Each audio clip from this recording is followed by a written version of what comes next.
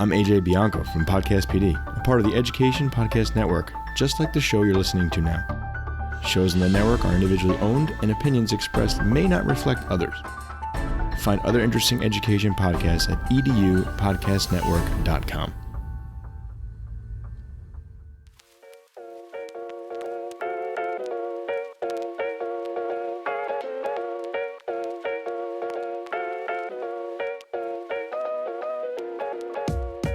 Welcome back, folks, to the High Tech Podcast. This is one of your hosts, William Illingworth, joined by my fellow host, as always, Joshua Swartz. How you doing, my friend? Yep, I'm here. But it's the High Tech Podcast. It's been a day. It's been a day, folks. But I made it here. You did. Through hell and high water, you are here. Well done. It is episode 127, and we're tired, so let's kick over to the interview. No, I am joking. It's not going to be that short. Yeah, we got to at least make sure you know it's the second episode of the Ted Lasso Goes to College series. Yes. Oh, man. In this episode, so last episode we talked about the ensemble. We set ourselves up with like what Ted Lasso is, what we're doing with the series, the ensemble characters. This episode, Will played some music. I did too. We were in an ensemble. That's not true. I was the symbol guy. Yeah, the monkey. That's me, all right, trained monkey. Yeah. This episode, we're going to get into Roy Kent specifically. We're going to look at teaching and learning. We're going to look at Ted Lasso through the lens of Roy Kent, detail it, ask questions, suggest ideas, pontificate. Josh continues to pull me out of just talking about Ted Lasso only, So. Inadvertently, the High Tech Podcast will become a Ted Lasso podcast out of this. It'll become the High Ted Lasso Podcast. That's a different podcast. It's a different vibe. Yeah. Wow. I'm not into that one. Thank you, though. No, it'd be fine. I'd give it a try for a week. But more importantly, in this episode, we're not only talking about Roy Kent, but we're doing it with our good friend, colleague, Justin Harbin, Dr. Justin Harbin. We're thrilled to have him back. It's been a little bit since he's been on the podcast, so we're going to get into it. Dig into Roy Kent with Justin, hear a little bit about Chelsea football, hear a little bit about tons of authors we cannot pronounce, and Josh and I just look at each other like, what? He makes no Greek philosophers this time. That's true. He didn't drop those in. He's fallen behind a little bit, Yeah, he'll catch up. Yeah, it's fine. So, without further ado, let's turn it over to Justin and the crew. We'll take apart Roy Kent. Episode 2 in our series, Ted Lasso Goes to College, with our good friend and faithful colleague, Dr. Justin Harbin. How are you doing tonight, my friend? I am fantastic. I'm so excited for this conversation. My favorite character in the series. I'm quite chuffed, as the Brits would say. And I have to lean into that. I think you might be the most qualified, besides myself, to speak in this series. Man, for the fact that you spent time in London this year. That's true. Yeah, well, I wasn't there for a ton of time. We were in Oxford most of the time. We were there for a month. Okay. I am a certified Anglophile. I am wearing my Chelsea jersey. Hey, put that down. We're not sponsored. I'm joking. Oh yeah, my bad. Yeah. Roy Kent, as a former Chelsea player. Oh yes, yeah. Chelsea. Yeah, they're looking for a sponsor right here. So I hear they're looking for a podcast. Chelsea, if you're looking, we're right in your alley. I can feel it. The High Tech Podcast brought to you by Chelsea. Oh yeah, I'm so jazzed. I literally just finished my mug of tea, which I bought in England this summer, and I'm well prepared. I'm quite excited. I love that. All right, so here's the first question, though, just to get ourselves oriented. This is the second episode. We've recorded these all out of order, and by the time you get to the 5th episode, it's gonna be old hat. But we're starting with you, doing a quick rating to get a good semblance for our audience where you stand on a scale of 1 to 10, a Likert scale, if you will. How much of a fanatic are you of Ted Lasso? 1 being not a fanatic at all, 10 being like maybe my Padawan. Yeah. Wow. I gotta wrap my head around the scale first. I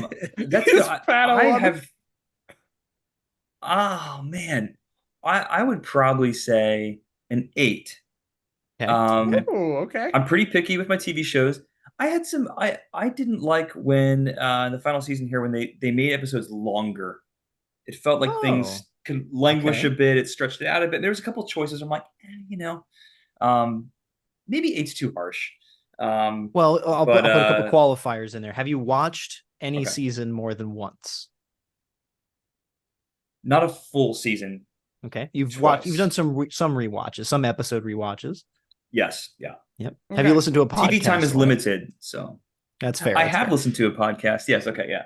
Okay. Yeah. All right. Okay. All right. Do you own any AFC Richmond merch? I can't say I do. I only support one club. Which I was very excited to see featured. Will just dropped him down to a 5. But you would just in prep tonight, you were telling us about how you were telling your son to play Richmond in FIFA 2023. It's true. Yes. And I can get behind that. I can get behind that. And yeah, Roy had to be on the field. He had to be on the pitch. I don't know why Ted didn't start him. It was kind of disappointing to see that. Because we asked this, it's to help our listeners kind of get like, are you credible? We want to know if you're credible. Yeah. But this is the last episode we're recording, and we've gotten 6s, we've gotten like 7s and 8s. Yeah.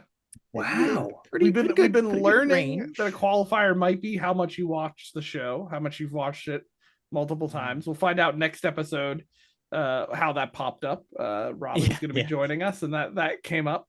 But yeah, it's always curious. It's the scale is definitely like 1 being not loving the show, 10 being like you're still under Will because he's probably at a 13. Like that's kind of the dynamic, right? So like that's good. I hold vigil. Good. He does. Right. The term we've been using now is he's a Ted evangelist, like a televangelist. He's a Ted evangelist. I can get behind this. I'm a big fan of that situation. Yeah, I think I was always going to be biased towards it because I'm such a big Premier League fan. Since for the last maybe 2 decades, I've been a card-carrying member of the Chelsea in America fan organization. We just saw him this summer. I was at the stadium in London. Carrying. You have a card? Yeah, I didn't know they still do that. All right, they do. We'll do something. Sure you go get the card. Josh, tell a joke. I do. I could like go the get it only if you want time me to. I remember being a card-carrying member is like I got like the Justice League card in the comics. Like I don't know if I've ever been other than my Costco card. Those are my card-carrying memberships right now. Yeah. Well, I think it's the numbers. If I want to be as a person living in the States, if I want to go see a game in England somewhere, whether it's home or away, I have to go through a specific organization. Seats are really limited at their stadium, so I have to have the number. I guess is probably what it is. Okay. Okay, that's yeah. I have the card. Cool. Quite proud of it. Yeah, amazing. That's amazing. Cool. So I was always going to be biased, and even when Ted Lasso was merely a skit in a commercial for NBC Sports. Yes. That I was so excited. I was like, finally, America, this is going to start to grow, and it really has. It really has grown the popularity of the sport, having the Premier League coverage on TV on Saturday mornings and things like that. So, well, and right off the backs of Ted Lasso, we get Welcome to Wrexham from Ryan Reynolds and Rob McElhenney, and football's never been hotter in America. I mean, it is. Yeah. I've been to several football games in recent times because of this interest, like the Philadelphia Union. I went to that Chelsea scrimmage that was here, exhibition, whatever you want to call it. Like it's a good time. It's a good game. Yeah. So I still like to watch sports ball from afar. And by that, I mean, I'm a big Ted Lasso fan. I watch Welcome to Wrexham, and I know what a soccer ball or football does. Those are my connections. But this, I think, speaks to how good Ted Lasso is, because I love Ted Lasso. I've watched it multiple times, right? And you don't have to be a fan of football or sports to enjoy it. There's a lot that's really good to Ted Lasso. And I think what's brought all of us to Ted Lasso, right, in some way or another, is both that, but also like this, Will and I talk about this a lot, like the way they do characters, the way they do character arcs in the show, the way characters interact with each other. It's as Will would call it, and does not anymore after a slight incident in our Slack channels. Some would call it wholesome, if you would. But maybe don't tell parents that is the thing we've discovered you don't do. I told someone it's wholesome, so they wanted to sit down and watch it with their kids. And I was like, yeah, they're like, this is not wholesome. That's It's like, not that kind of wholesome. Yeah, it's not that kind of wholesome. Yeah. Yeah. Anyway, but what I love about this show is you have all these characters and they start somewhere, and I've commented about this several times in the series. I'll keep doing it. They start somewhere and they end up at a different place. They end up a lot of them learning several things, and you really, I think, see clear pictures of definitely just written that way, so that's why it works out well, but character development where you see characters changing and transforming.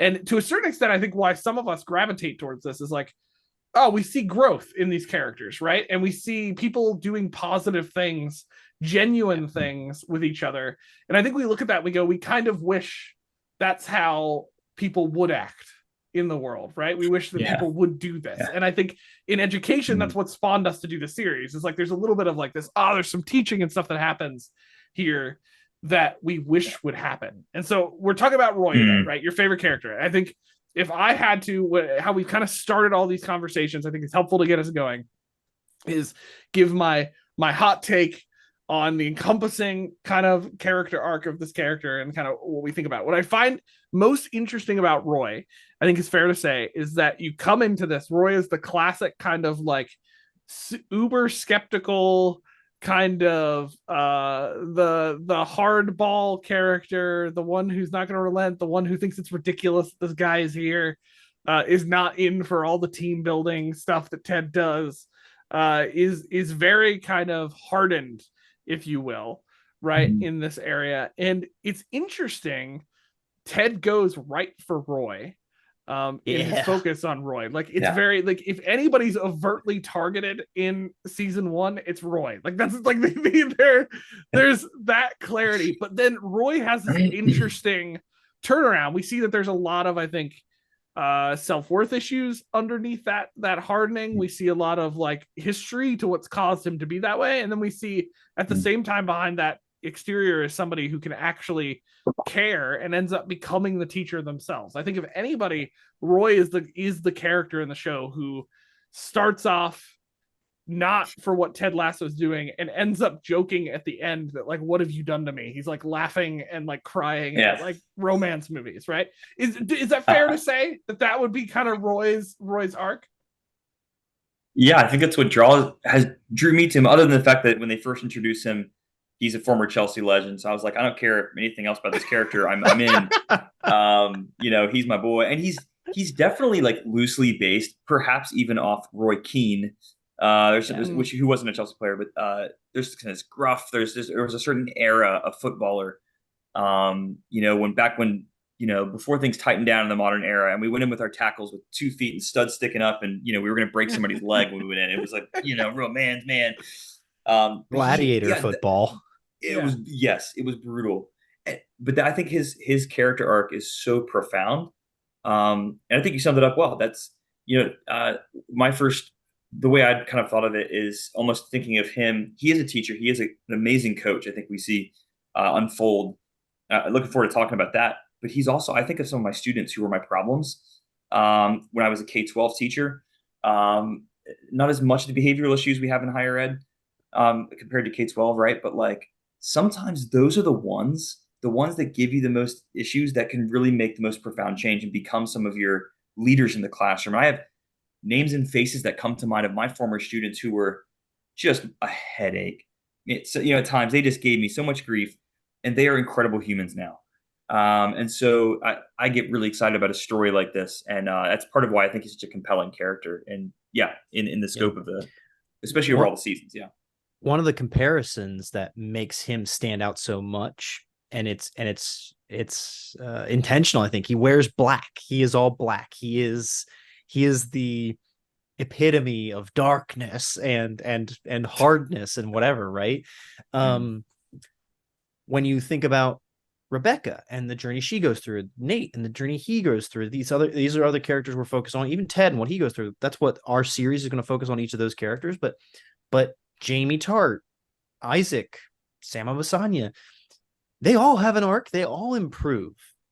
But Roy is so glaringly obvious. He's so like in your face. He's I think he might be the most the most likely to be like a caricature as opposed to like a human character. Is like no Roy would exist. Maybe, but like it's so ridiculous, so gruff. That the transformation is that much more beautiful. Season 3, episode 11.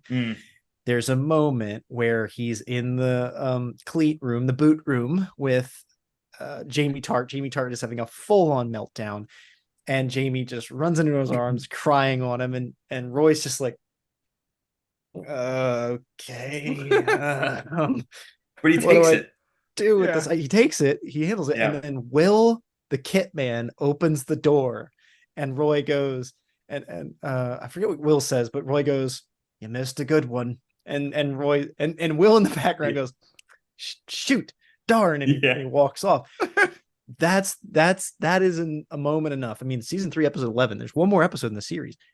He is Ted, not Ted, but he has been Tedified. He is willing to take that warm moment, that comforting moment, and be something. He would have punched Jamie in the gut in season 1 if Jamie had done that. That's the circuit of Roy across the seasons. Well, he's one of those characters. You're like this character. The other ones maybe could have capacity for change. There's clearly this seed of goodness in them or something. Like Roy, no, he's always going to be Roy. We can count on that.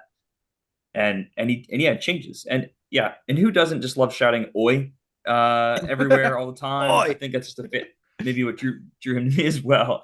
I just think this idea that he's dealing with one of the first things I thought was obviously you come across Roy early on and he's this tough guy. He's always it's over the top. The amount of black he wears, the standard he holds other players to himself is completely unrealistic. And yet underneath the surface, typically people who are like that, there's a good reason for it. There's reasons why they're, and so I was really excited that they were able to develop and say, hey, you were this legendary player at the biggest club in England, some would say. The only team in London with a European Cup, you can say. And so he comes from that to lowly Richmond's, and the taking on of humility, whether you want it to or not, is thrust upon him, right? And that's a really difficult. I mean, it totally is understandable why he would be in this and dealing with injury, lack of ability. We see this with a lot of professional sports players. Some of them struggle with the mental health side when they lose that athletic capacity because that's what they've kind of found their identity in. So I think it's a early on. You kind of wonder, wow, this guy's really gruff. Or they had to have a character like this. They had to have the Grouch version of whatever, right? The Grouch guy, and so. But it's like, no, I'm really glad the show developed this story for him. Because then once you know that background, you can work from there forward. Some notable Roy lines that demonstrate the gruffness are "Oi," his scene as Oscar the Grouch in Ice. That moment. Gaffer's got the water pressure fixed. Like there's just so many little isms where he shows up and he's just got like a little edge to him. He's not even the sadness, the depression after a loss, sitting in the ice bath. Like he's not he's not trying to be mean. He's not trying to be like a pain in anybody's butt necessarily. He just is. And these are he just always has this edge to him around everybody. So we know students who are like that, who make it hard to want to teach them. I can think of friends and real people in the world around me who make it hard to want to be with them. And yet, like you said, Ted puts a laser focus on Roy and says, that's the first domino. And the Trent Krim in exchange, right? Giving him the book. What, you want me to be this little girl to lead? I'd like you to be. He just stays consistently there for Roy, chips away at his rough exterior. And there's no better meme than season 3, where he's sitting there in the tie-dye shirt from his niece, waving and smiling at her. Like that is what we can accomplish with folks if we, like Ted, are persistent with them. But even Roy takes some effort himself. He eventually gets to the Right. point where he's tries to be honest with Keeley. He wants to take that relationship seriously. He wants to change himself in some ways. And I think there's a message there of that, we've talked through a few different characters already, Josh and I, in real time. You haven't heard them yet, but some of these characters, it's a lot about what happened around them or happened as a result of other characters. I think Ted picks Roy because because that domino point, he ends up being the one that starts to change because he starts to take that action for himself. He's at the end of his rope, the end of his career. He doesn't know what to do. He's faced with this existential crisis, and that is going to be a great Phoenix moment. He's going to become reborn, be a new person. Are there any highlights for you, Justin, in that rebirth that you think kind of like we see him go down, he has to retire, coming up out of that would teach us something about the classroom? Yeah, I mean, I think part of it goes to change is not overnight, and we watched this over 3 seasons. This is true for our learners. I try to tell my students, my education students, many of them become teachers. What's one of the first things we ask people when they want to become teachers? They say, "Well, I want to impact students." They talk in some sort of terms of like impacting the world or some wonderful grand vision, and those are great things. But I have to tell my students, you may not. Will you be content with a slow, patient, almost generational work? Because if we're just talking learning, we're not even talking about these bigger like personal development things that we all hope to see. Learning itself is such a difficult thing to tack down, and the way memory works, right? So like, there's this long vision of, will you be content and even energized in planting seeds that you may not get to see come to harvest? We get to see that over 3 seasons. Yeah. But I think for teachers, we have to slow down a bit, and our screens, our phones are always maybe communicating this idea to us that change can happen quick and immediate because I have all the knowledge in the world in my hands, right? That urgency. There's a high urgency to that, right? Yeah, An urgency that I don't think is great for us as humans. And so being slow is a good thing, and I know, especially in higher ed, that's not a popular, we want to, the current modus operandi, whether faculty like it or not, is move fast and break things. And I would contend that's not great for education. Yeah. Maybe early Roy. It worked great for Silicon Valley. Things are going great over there. It's working a treat. Yeah. Yeah. So I think for me, one of the early things I think of is that change takes time. And I think the show does a good job because it wouldn't be realistic if he made this big jump that we see at the end. Right. There's these like small tweaks. There's backward movement. It's struggling with identity. It's struggling with, moving to become a coach just there. And he's a good coach, to becoming someone who's like a relationally attentive, like friend. I just think it's something. He's willing to take new risks. He even wears tie dye, with his black jeans. So I just gotta have the jeans. Yeah. Well, he needs to look cool. You gotta have a good vibe. Yeah, the man has standards. Exactly. I think what's interesting is the time thing that you're talking about, right? Is that because I think this is important. This has come up, will come up in the future of the series. I don't know if it's come up yet. We're time travelers, folks. We're all over. Josh and Will have been everywhere. It's come up though because I think you're right. We have this idea, and it isn't just in teaching. It happens all over the place, right? Like in very much with like my generation, the millennial generation, like was known for one of their stereotypes being like, we want to make a difference in the work. And there's nothing wrong with that or coming in education. But I think the reason you get a lot of burnt out and disillusioned teachers is you come in with this perspective, right? Yep. That you're going to do this, and then that's not what happens, right? You realize teaching is also this administrative thing you have to do, and you've got this person asking you this question, and then it's just hard enough getting the student to engage with the thing that you're doing. We've all had those moments where you plan out that lesson and you're like, this is going to be amazing, and you walk into the classroom and you do it, and you're like, that sucked. That didn't go at all like I planned. Yeah. Right. And like I think there is something to this that we have to keep reminding ourselves that change doesn't happen overnight, and we will only end up being a small part of that sometimes, or All we can do is try to be consistent in what we do for our students and not push them beyond too far of where they're at. The interesting thing about Ted interacting with Roy, right, is like, to your point, he doesn't come in, right, and just like push Roy into this, right? He gives them little clues. He puts them into situations. He eventually gets them there. But when he sees that he's ready, that's when you start to see Roy come around. And even Roy becoming a coach. It's not like Roy left and Ted forced him back into coaching. Sure, he kept trying to get him to kind of come back in, and we have some of that interaction. But at the end of the day, he kind of let him come on his own, right? Yeah. And I think literally that's running there. You had literally me running coach. There, right? And I think sometimes we as teachers could take lessons from that, to have patience in that area and not force our students too fast, not try to push our students and be disappointed. Like, we want to push our students, right? But I think sometimes can get overzealous, right? And we end up making them feel worse because we're trying to get them somewhere that they're not ready to be at yet. I don't know. Does that make sense? Does that line up with what maybe you've seen? Yeah, but that's I think what Ted does so well, so artfully, is he nudges people. Right. The cookies, right? Pick your thing he's working on with different characters. It's just these slight nudges. He's watching. He's suggesting, and that's what I think is a really powerful piece. I mean, I think of this kind of incremental change where he's just kind of pointing it out. Hey, did you notice this? You notice this? And there are pushing moments, like, for sure.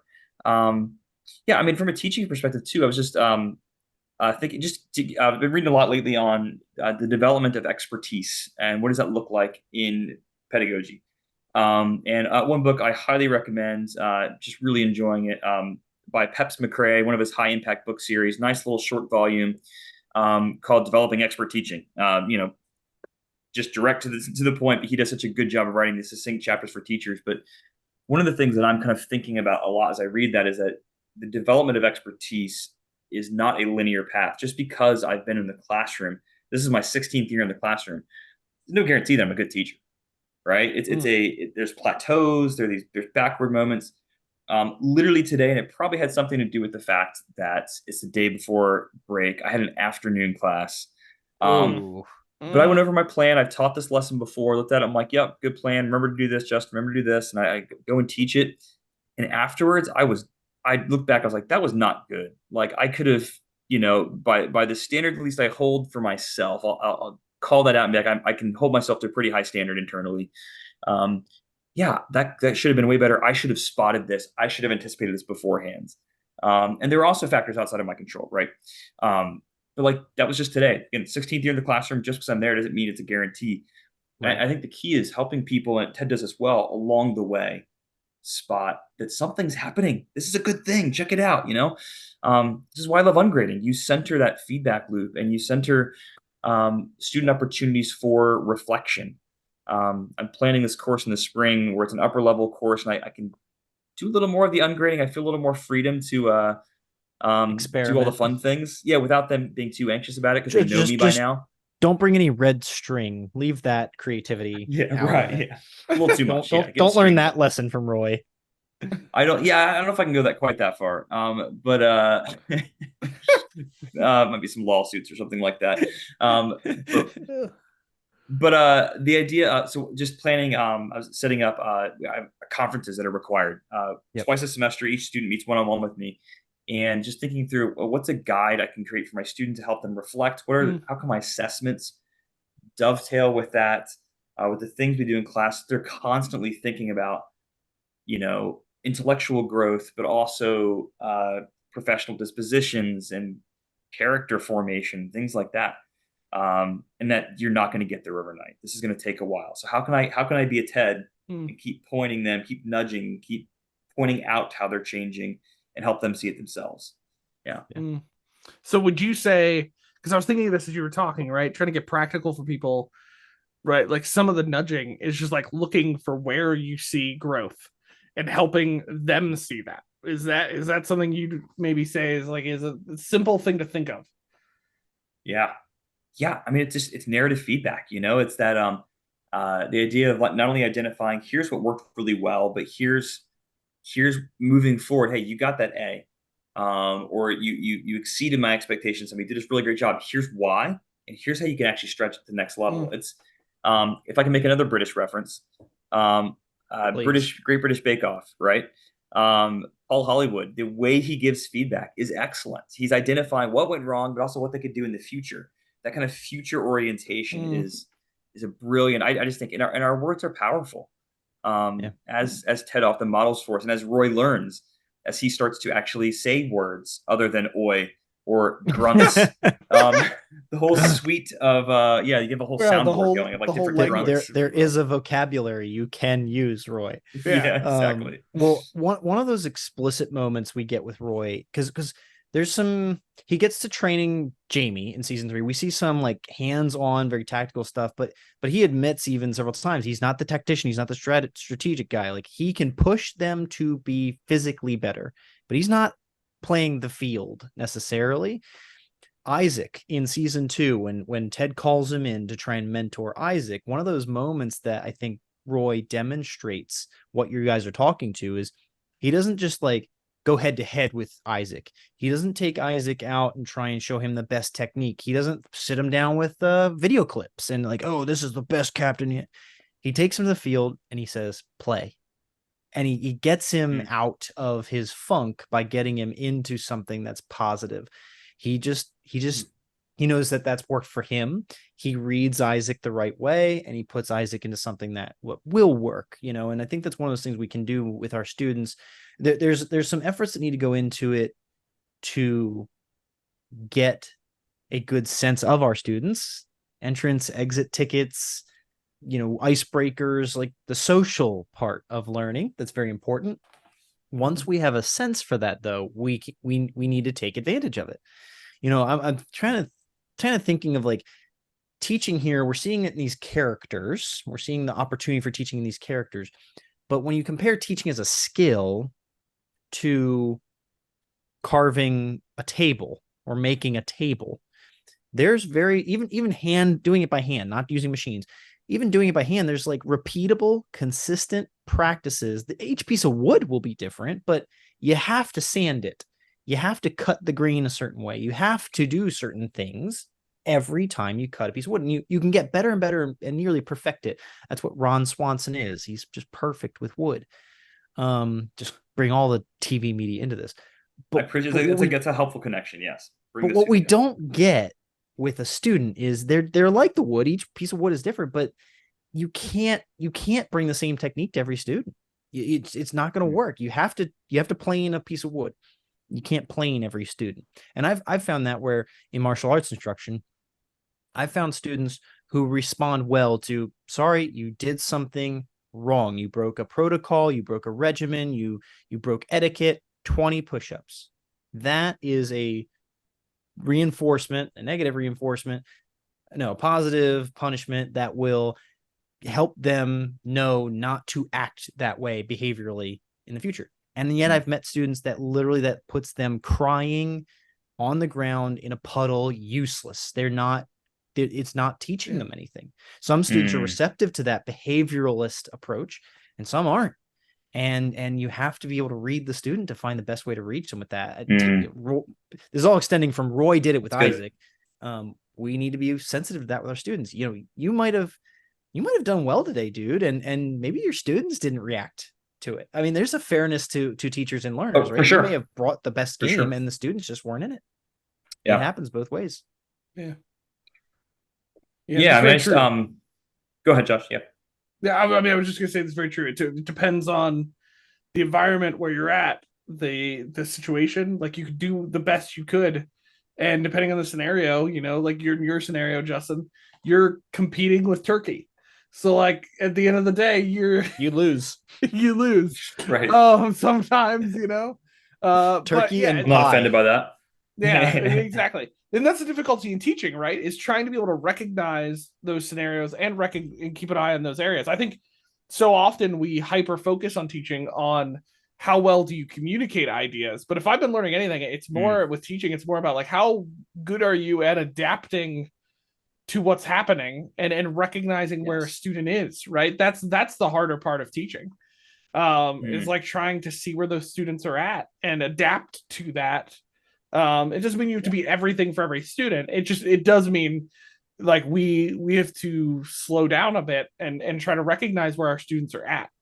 I think that's the part I find the toughest right now, is trying to figure out how to do that right and do that well. It's a good point to pace, though, right? Justin's already brought that forward for us about slowing down, setting that pace. Like, I think you're right. If we take a breath more often, we might notice those things easier without having to be some game or some big thing. We could just notice it. Roy's able to, the way he deals with Jamie Tart is different than he deals with some of the other guys, right? Took him a long time with Jamie for a number of reasons, right?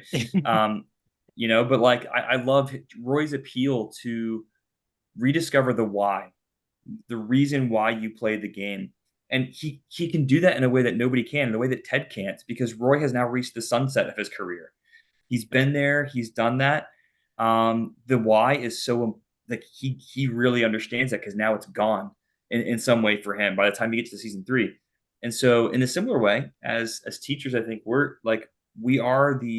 their expertise matters. We've also been there before, so we're trying to welcome our fellow travelers along the way and say, hey, look, I've been here before. Watch out for this. Look for this. Notice this. Look over here. This beautiful view over here. I'm mixing metaphors around, but but I think this idea of adapting proactively, but also welcoming others along a journey you've trod before them is a really profound one that Roy steps into. And it's really neat. Not that he doesn't do new things too. I think he also does. He takes risks. He tries new things as well. Like the red thread. You just have to had to say it again. You couldn't just let it go the first time. It had to be the second time. He's so black. He's so dark in the beginning that it's just stark. The change is stark by the 3rd season. Some of them, I think, are dealing with like shades of gray. It feels like he goes from black to white, that he has changed so significantly as a person. I don't know. I love him. He brings me joy even in his roughest moments, and he sets the pace for many episodes, or he disrupts it. He'll show up and something's going on in an episode, and he just shows up and he changes the pace. Like, oh Roy's here. Oh crap. A very simple, quick example, like the moment where he's angry, he runs in, he's angry, and he turns to Nate, and Nate hits the window. Like, that moment changes the whole episode, changes the pace of the episode, and it shows something of Nate, it shows something of Roy. They have good lad, he just good, he's got you. I just love him. Yeah, he's a great character. Yeah. Any wrap thoughts? Anything that we have missed on Roy? I think he's just perfect. I think the last thing I would add is, even in season 1, but definitely progressively, he opens up and is willing to take risks and try new things, even for someone who's been at it for a long time. He tries punditry, doesn't go that well for him. It's very entertaining. But moving on to literally trying to ride a bike. That's one of my favorite scenes in the entire show of learning how to ride a bike. I mean, how precious is it to see 2 adult males? Like, this wouldn't happen, let alone in a TV show. And like, we rare to find this in real life. Yep. And just talk about coming full circle, but trying new things that there's not a practical use necessarily that he's gaining from this, not a professional milestone he's gaining or something. It's learning how to ride a bike, because you couldn't do this when you were a kid. I love that. That is beautiful. Oh, 100%. It gets to what you've been here and talked about before, and I know we've talked about before, like in education in itself too, we have to create an environment and look to foster this playful dynamic, this willing to take risks, this willing to jump out and do things. I think one of the difficulties in some past educational models, and even stuff that probably each of us have experienced, especially at the higher ed level, is this lack of risk, like this lack of freedom to risk, this fear of, if I risk too much in this class, I'm gonna get a low grade. I'm not gonna pass the class. I have to be careful about what I say and how I do it. And like, I think we should be striving for the opposite of that, to foster an environment where students feel free to say certain things. Yes, certain things they say, we might nicely shut down. We're like, maybe it's not appropriate to be racist right now, but like, or at all. But like,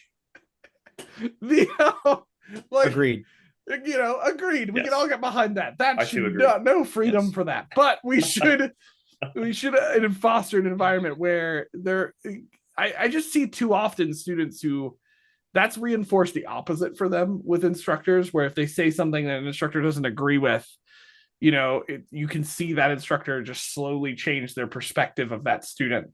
That's this for me, like the thing I have to keep reminding myself and try to foster in myself is that like when I'm teaching students, how am I reacting when they say certain things, and is this reaction encouraging them to keep doing this, to keep experimenting, to keep asking questions, to keep doing things that are outside of their comfort zone, because ultimately we know that that's going to, whatever that is going to end up helping them learn more than anything else, is that experimenting and kind of pushing out of the zone, so to speak. Yeah, it's a good take.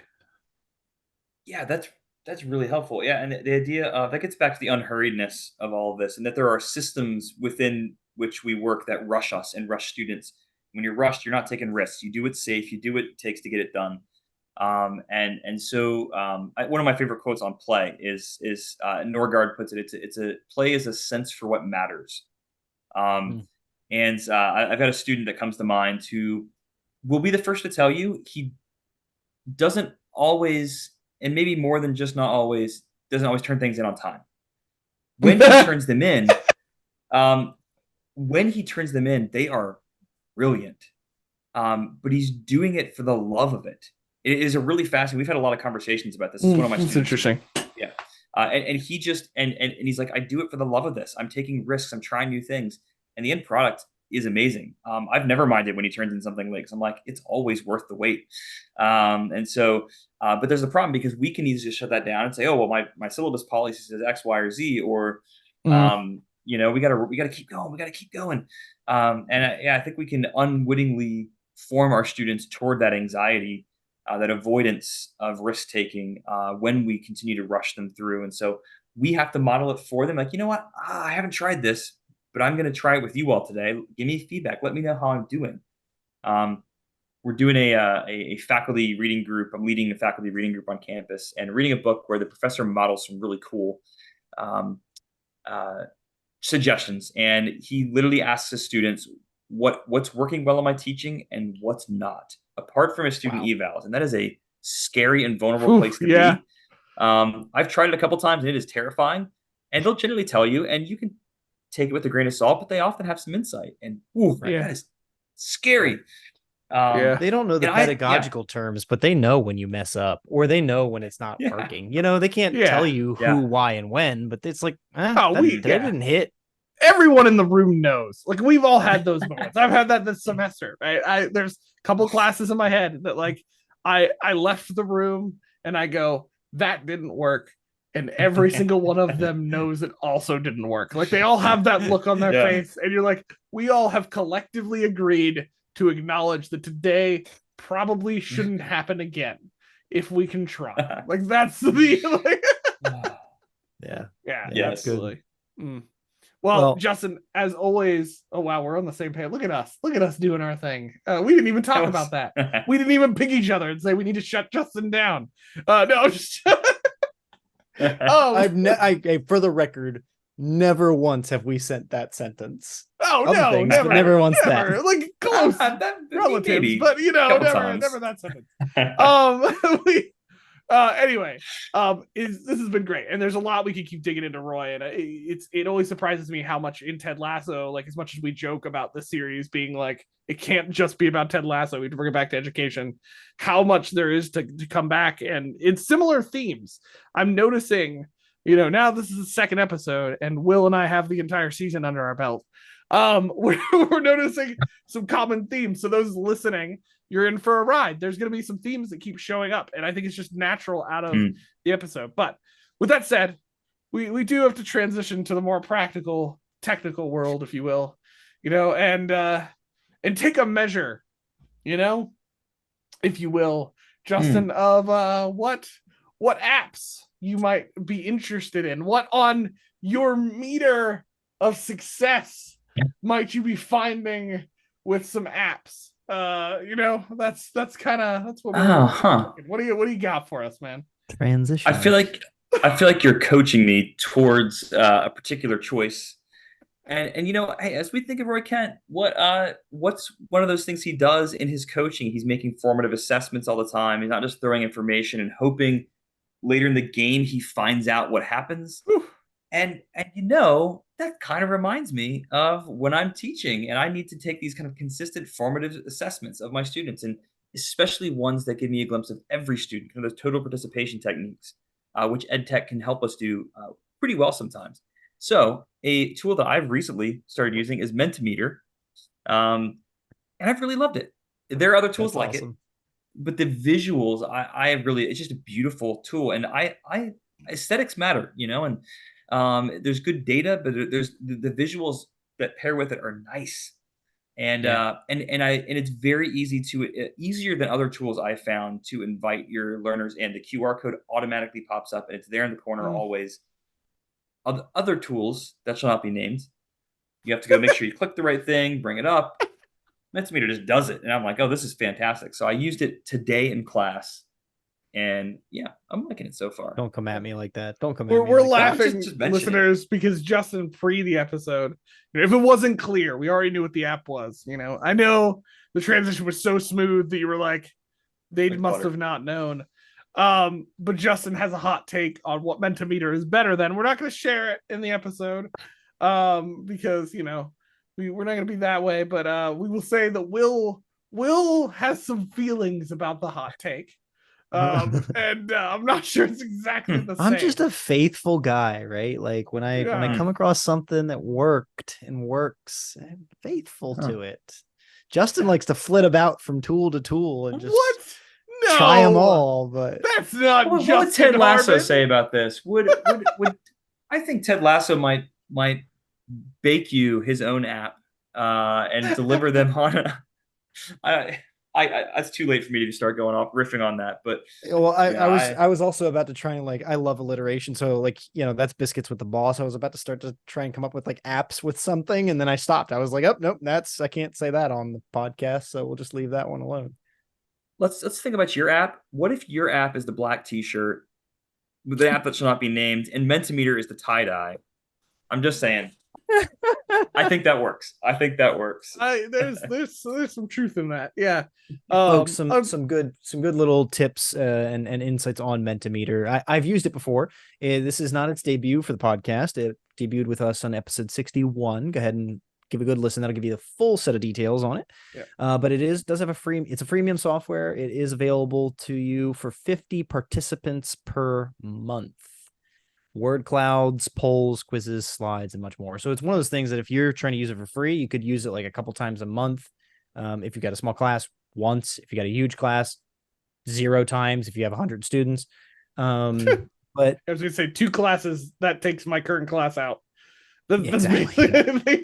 Same. Basic is pretty cheap. It's not the cheapest ed tech I've seen before, but I agree with Justin. One of the things of the app that shall not be named is that it has a certain visual aesthetic that some folks do not like. I have used tons of apps with this kind of visual aesthetic. That visual aesthetic is elementary.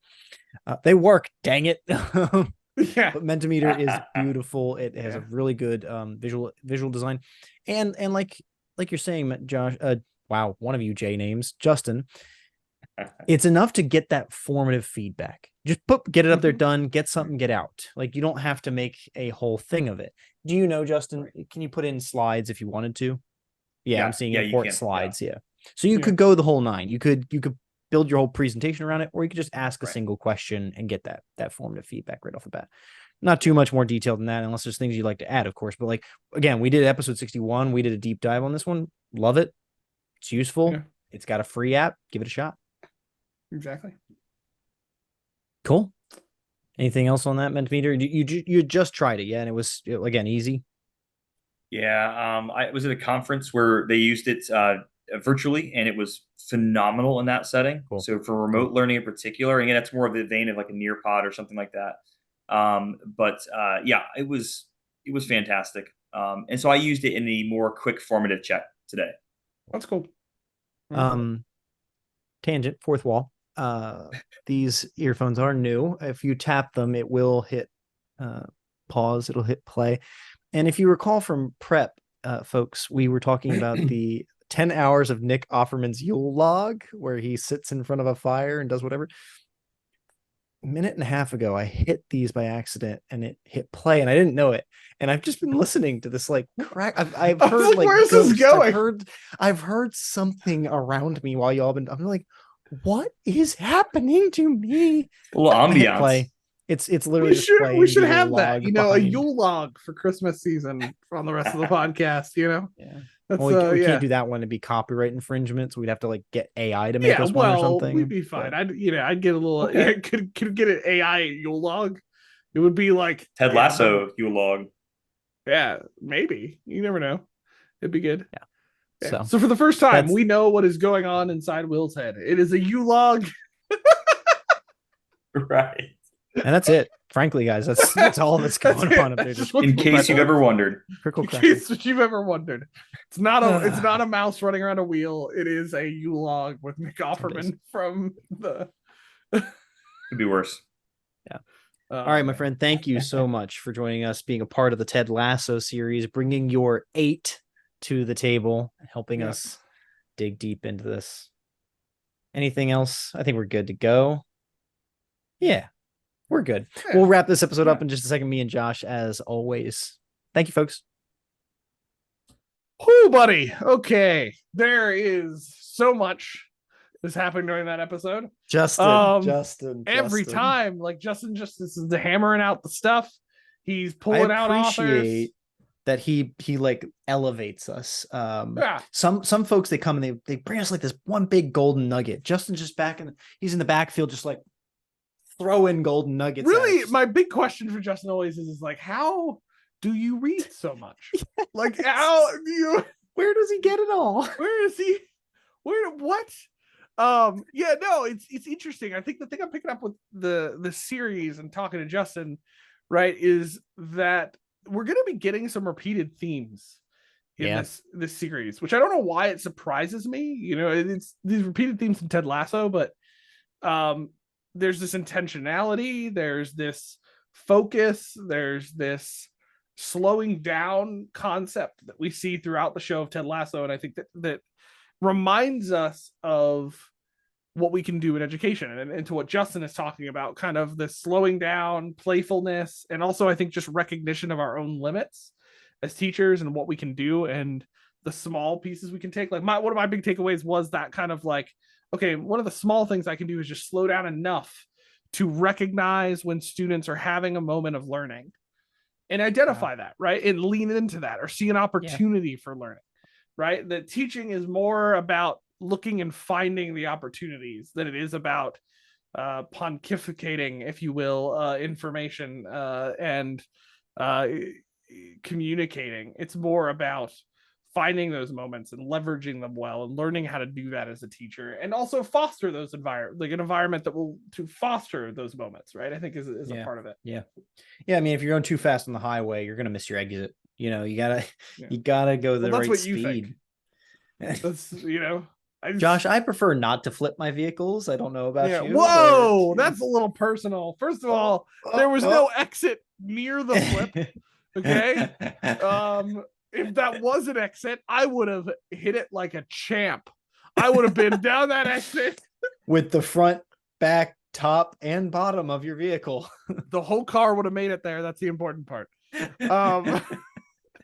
Thankfully, you did too, my friend. Yes, exactly. But I agree with you. Those takeaways about slowing down, about the intentionality, super important. And I don't know. I think there's something that Justin always gets back to. This is an idea he and I came into contact with within the first year or two of knowing each other, about small teaching and James Lang and some of those principles of just trying to find the little thing. It doesn't have to be revolutionary. He did talk about ungrading in this conversation. Ungrading is pretty revolutionary, but he did also just talk about like giving the student who is good at doing the work, but tardy on getting it done on time to do it. That is a practice. Yeah. That is something you can take on as a teacher to be more accommodating to your students. And That's it's one little thing, just give them more time. You don't have to change your entire classroom. You don't even have to change your syllabus. You can just give that one student the extension. That's acceptable. It's not the end of the world. Yeah. So unless that student is planning out how to save the world, then it might be. they must get it done on time.